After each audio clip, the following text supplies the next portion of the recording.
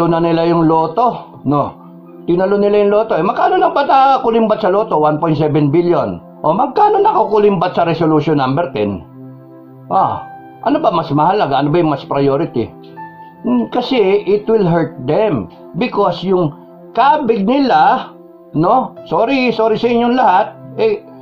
Ano ba lumalabas? Panay kayong mga kawatan. Lahat kayo. Yun. Sorry sa mga kaibigan ko. Sorry sa mga kakilala ko. Pero, guys, sinasabi ko naman sa inyo ang you can redeem yourselves by saying na resolution number 10 should be terminated. Should be repealed, no? As a house rule. Mali. We should start liquidating with receipts, not just certification, because there's a serious question about you all being honorable, no? Okay, so pera, no? Pera, pinagmulan ng lahat ito, pera. Ngayon, droga, nagsagutan sila. Anong sinagot ni BBM? Yung Pentagon. Baka si Duterte ang nahihibang. Baka si Duterte ang bangag. Ganun ang dating. You see, that's a fallacy. When you are being questioned, you're the public servant. Hindi si Duterte. He's a public figure now, not a public servant. Malaking pagkakaiba. Ito tumakbong presidente, ito dating presidente. Citizen na lang siya. Citizen, private citizen, parehas natin, no? Public figure kasi kilala siya. Now, kung kino-question niya the same way as any citizen is authorized by the Constitution, guaranteed by the Constitution to express yung kanyang paniniwala, sinasabi niya, meron siyang first-hand info na yung presidente bangag. Yung presidente may may katibayan daw. So, kakalkalin niya ngayon yung ebidensya niya na yon. At later on, lilitaw yung ebidensya na yon. Ano sinagot ni must be the Penta. Mali, because his argumentum ad hominem. Ad hominem, because you are attacking the person making the argument. You're attacking the person. Inatake mo si Duterte na nahihibang. Epek yun ng kanyang tinitig na drug. Prescription drug yung kanya. At sinabi naman niya, sumagot na siya, sinabi naman niya, that was before he became president. Tumigil na. Sinabi ng doktor, okay na. Hindi na kinakailangan na mag-take ka pa. Yung allegation kay BBM, it's illegal cocaine. So dapat ang sinagot ng presidente ni BBM, Mr. BBM, nadudulas ako Ang sagot dapat ni BBM, makinig ka. Yung mga loyal sa'yo, makinig kayo. Ang sagot mo, I appreciate the critics being made. Yung critic about me taking drugs definitely is not true. And for that matter, so that it will go to rest yung issue na yan, so that we can all move forward, I am willing to subject myself to a drug test. Okay? De simple. Ngayon, bakit sasalagin mong ganyan? Wala kang dapat sabi mo pa, tawa ka, I will not dignify the question. Mali, ang sagot mo. Mali. Kasi lumalabas, no matter how you look at it now, is a part of our record, a part of our history. Lumalabas, may tinatago ka. Ganun ang dating. May tinatago ka. Umiwas ka Binanatan mo si Duterte, PRRD, binanatan mo, tapos sasabihin mo ngayon, siya yung bangag. Binabalik mo argumentum ad hominem. Yun ba yun? Inatake mo yung tao na nag-a-allegation. At sasabihin nyo ngayon, prove yung allegation mo. Gago ka pala Ikaw yung, ikaw yung official, ikaw yung presidente ng Pilipinas. You cannot leave that question unanswered. Hindi pwede nga sagot mo, binalik mo, bangag yan eh. Epekto yan ng penta eh. O, kakatake niya eh. O, yung doktor, dapat yan eh. Alagaan yung may gaya para hindi nagkakaganyan. Mali yung sagot mo. Mali. Iwas ka masyado. Kaya ang tingin sa'yo ngayon ng tao, sinungaling ka, tsaka natatakot ka. Simple na tanggapin mo with humility. Dapat yun eh, with humility. Maraming salamat sa mag-comment, pero hindi naman natin maiwasan yan, may magko-comment eh. Pero well taken. Kung kunyari ang biniran yung FI na yan, ang well taken. Maraming salamat. Former President Duterte, maraming salamat. I assure you, I promise you na tigil yan. And I am instructing right now yung pinsang ko, si Tamba. You stop it. Yung ganun lang. Ganun kasimple, di ba? Babanat ka na tama ngayon, kitang-kita na mukhang ikaw nga ang may pakana, ikaw may gusto kasi sinasabi mo, I'm talking to legal experts. Pinag-uusapan namin ng both House at saka ng Senate representatives. Tapos kinagkokonsulta ka pa ng legal luminaries para kung ano yung magandang way. O kitam, lumitaw sa dila mo na ikaw promotor kasi what's the point na konsultahin mo ang legal luminaries para baguhin yung konstitusyon kung wala naman talagang baguhin yung konstitusyon. Kaya ikaw talaga promotor, lumilitaw ikaw talaga eh. Kasi ba't na makikilo si Tamba na siya lang? Hindi, may sindikato kayo na kayo mismo. Kaya nga, anong sagot ngayon ng Duterte? Sinasabi na yung armed forces you protect the Constitution. Talagang mandate ng armed forces yun. The armed forces will protect the Constitution. At bago ko makalimutan, kasi na-distract ako ng huling videos na dalawa, 263 at 263 to 262, no? Yung dalawa magkasunod. Nilahat ko sa inyo yung mga options na pwede mangyari. Yung sinasabi ngayon ni Duterte, ni PRRD na hiwalay na Mindanao, ayan na yun. North and South na, no? Nandun papunta yung kwento. So, nasa option number yun? Anong option yun? Nandito pa eh. Number 5. Kasi sa option number 1, status quo. Number 2, yung status quo, namamayagpag pa rin sila. Number 2, you reverse the situation. Gumawa ka para maano yung mga tao, makontento. Yun yung sinasabi ni PRRD. Yun yung sinasabi ng iba. Yun yung sinasabi namin. Tapos, ngayon yung number 3, sinasabi na yan ni Mayor Duterte, ni Baste. BBM resign. Pinagre-resign ka.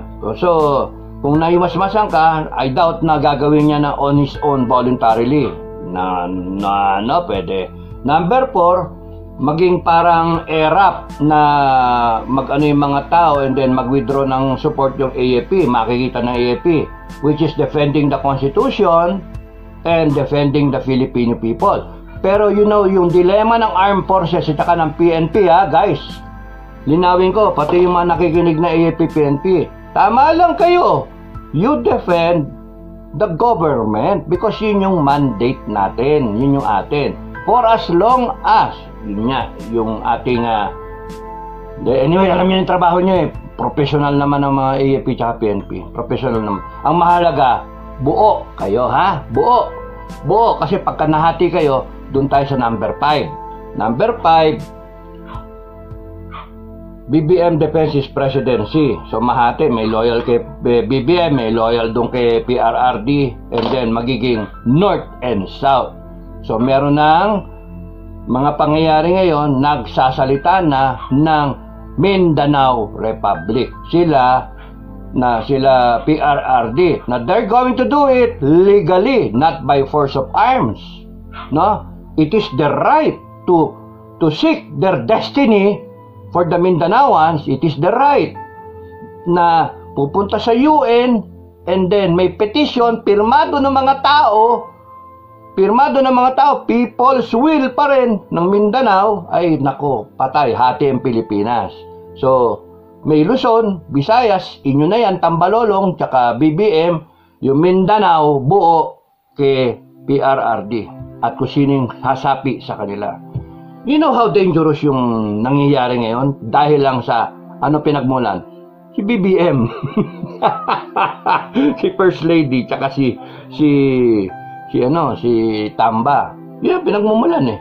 Because when you have a divisive president, that these things will happen. When the president is so divisive, when the administration,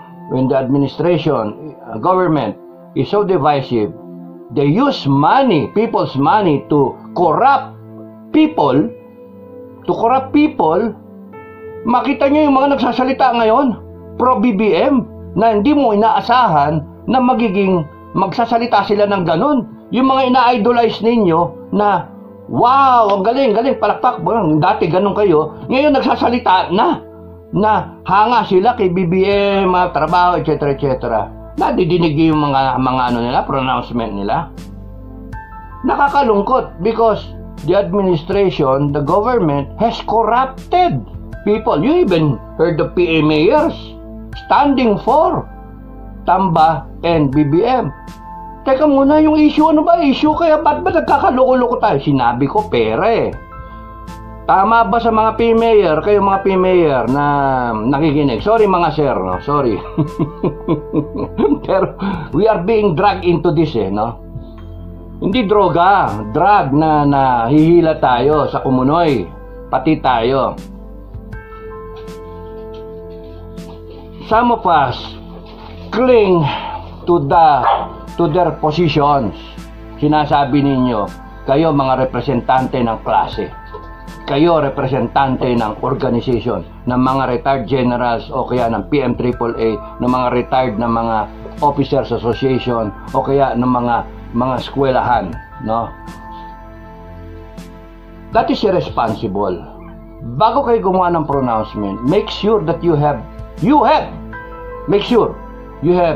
every member o kaya their proxies na bumoto in a survey. Ano ba palagay nyo sa nangyayari ngayon? Specify yung mga items dito sa Lotto, dito sa Resolution number 10, dito sa NPA, dito sa ano. And then come out with a general where do you stand? Anti-BBM ba tayo? Pro-BBM pa tayo? Yung ganun ba? Hindi yung kayo mismo gagawa kayo ng statement na you will bring the whole membership and then project an image na lahat kasama nyo. And that is fooling, that is deceiving. Kaya nga may nagko-comment sa akin na mga lieutenant general, mga major general, lahat ng general. Wala pa si general problem, nauna ako eh. general upholstery, general medicine, general anesthesia, walang pakialam eh. Ay, nako. Nadadrag yung buong organization. Now, I suggest magpalit na lang kayo. Yung umalis kayo, nakakahiya kayo. Umalis kayo. Magbotohan na lang ulit yung institution. Because pinapakita ninyo na ang akala ng tao, hindi tayo makukurap. Yung pala, ganyan tayo, white-eyed, nakikita natin lahat. Pero yung pala, ang lumalabas, nakurap din. No. Ewan ko kung paano. Yun yung thinking ng mga tao, no? So, tapos pagka kinwestiyon kayo, mga onion skin kayo. Lilitaw kayo sa press tapos nun. Pagka tinira kayo, gusto nyong kasuhan yung mga pumupuna sa inyo, mga gunggong. Nako, you go out in the public and then make yourselves public opinion, open to public scrutiny, and then ganyan kayo. Kaya, hayaan nyo. Pero mali yung ginagawa ninyo na dami-dami, isipin mo, 22 lang kayo. Tapos nun ganon din yung nagmanifesto para walang bias. Yung nagmanifesto, walang pilitan yon. Pumirma yung gustong pumirma. Nagagalit nga kami, yung mga pirma namin, wala eh. yung mga pangalan namin na wala doon sa master list eh, kasi hindi mo alam kung nasaan yung master list. Basta, sali ko, lagay niyo yung pangalan ko. Oh, nung lumabas na yung final, nasa media na, ay wala. Voluntary yon. Ito, hindi.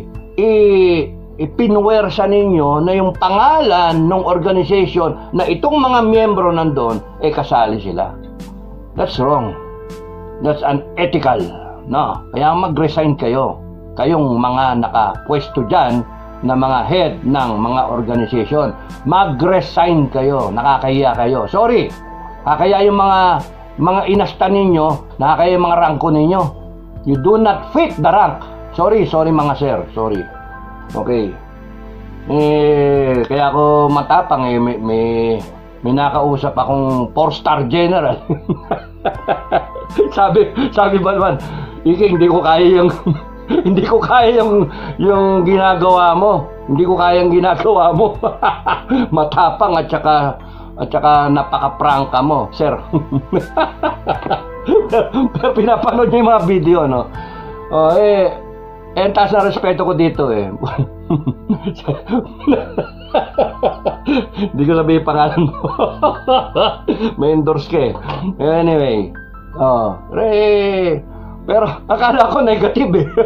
Akala ko, sa sermonan ako. Yung pala, you keep it up. Tapos sige, dadagdagan magsasabi pa. You keep, good work. Kasi pinapangatawanan mo, nagiging boses ka rin namin ng mga tahimik na mga PMAer. So, how do you now see it? Nahati kami, nahati organization. Organization pa lang namin yon, nahati. Ang Pilipino, nahati. Pati yung bansa natin, Luzon, Visayas at Mindanao, na mahati. Nako, napakasama nitong ginagawa ninyo, administration, ha? Warning. Binibigyan nyo ng dilema yung armed forces. Okay, baka matapos yung oras natin So, yung status, no? Yung scenarios natin, ano? Status ko, number 1, reverse the situation kung kaya pa. Kasi yung iba, ganun magsalita, kung kaya pa. Tingnan nyo si Vic Rodriguez, di ba? Nandun siya sa Davao, pero ang salita niya, pwede pang ayusin ni BBM. Magkaibigan kami, pero pwede pa. You see the decency in the person, no? Yung kahit binastos na siya lahat, matapos siya siraan, matapos kang gamitin kasi nagkasama kayo, he still looks at BBM as a friend. That's what friends are for. Di ba? Kung tutuunan mo lang, if you will step in and step up and pakita mo ikaw ang presidente, sayang yung mandato ng 31 million. Ako hindi na. Nag-withdraw na ako sa kanya kasi nandun na ako, advanced thinking ako eh. As in yung 17,000. O pirma kayo change.org. Pasok kayo sa Facebook, tapos Facebook ko, Dado G. Enrique, nandun yun, scroll down, pasukin yung change.org. At saka kung may mga nagtatanong, kayong mga Pinoy survivor, sagutin nyo na kasi hindi ko natabunan na ako masyado, no? Hindi ko kaya nag-iisa yan.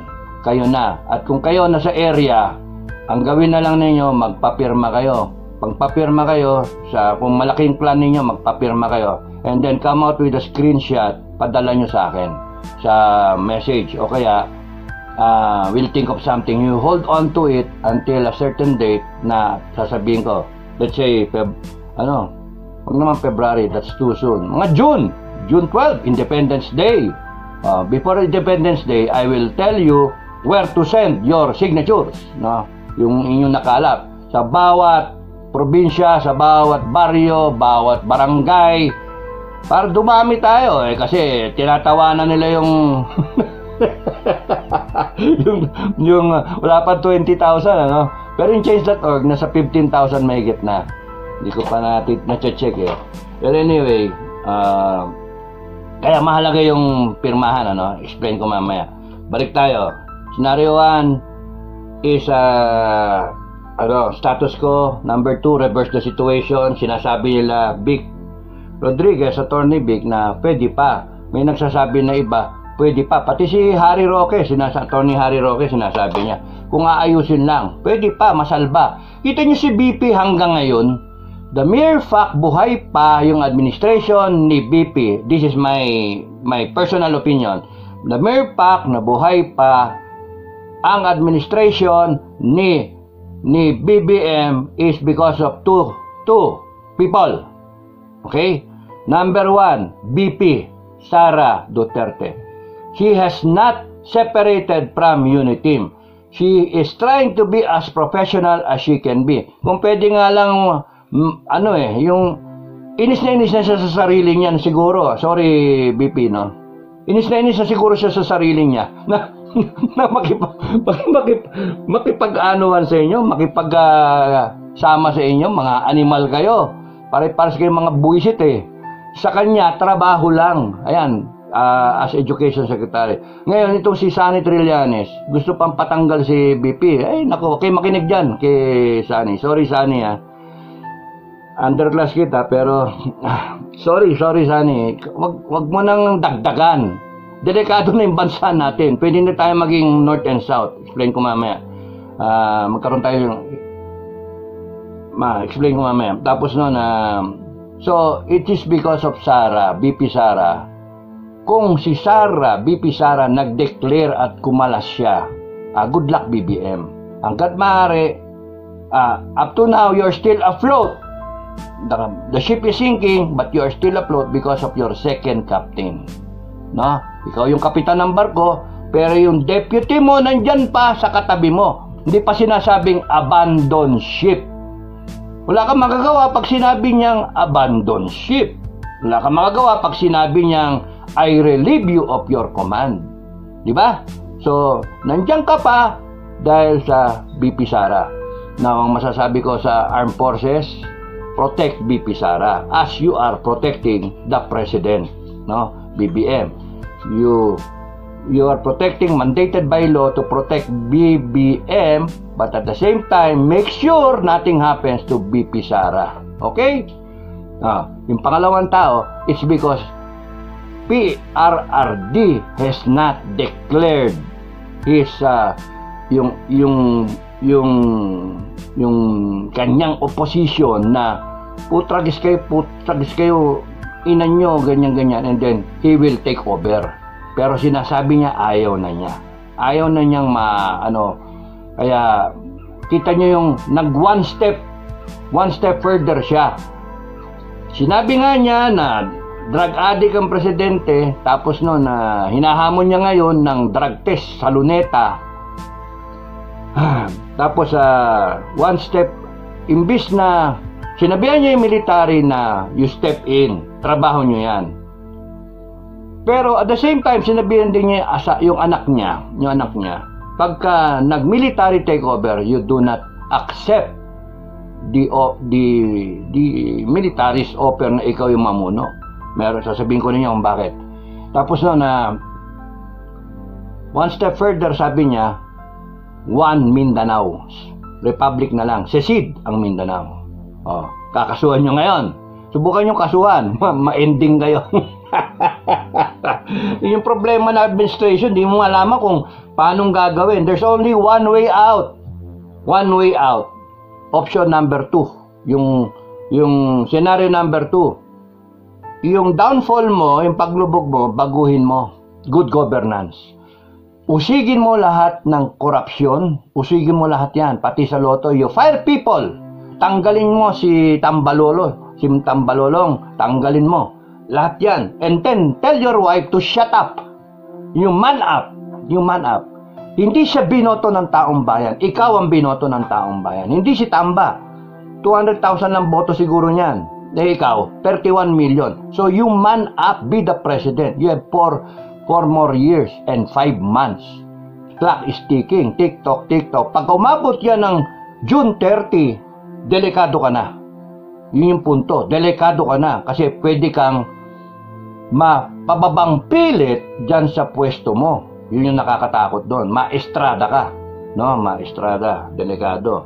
So, dapat, yung sinabi ko sa iyo, mula January hanggang June 30, Ayusin mo yung pamamalakad mo. Hindi yan. Bumiyahe ka na naman. Tapos sasabihin mo, durugista si PRRD. How stupid can you... How stupid! People are trying to save you. Pero how stupid can you get?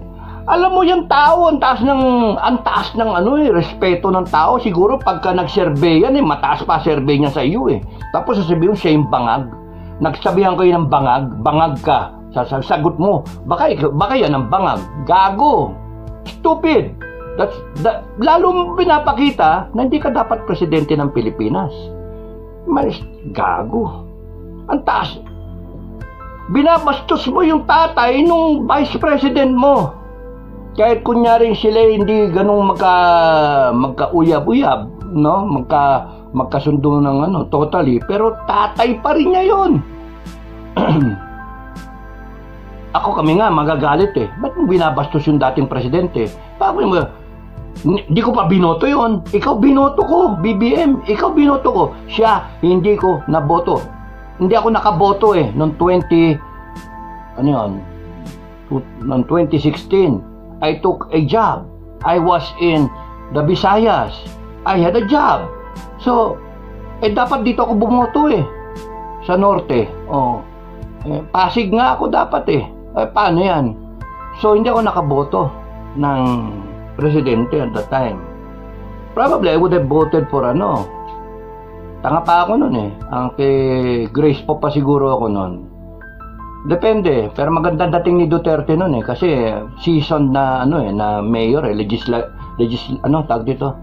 executive seasoned eh. 23 years to vouch for. Labanin yung lahat sa kanya. Siya on the ground nagpapatakbo eh. Kaya nga baliwala yung tas minamata. Mayor lang yan eh. But anyway, para sabihin mo, ibabato mo babalik sa kanya, argumentum ad hominem na siraan mo siya, parang stupid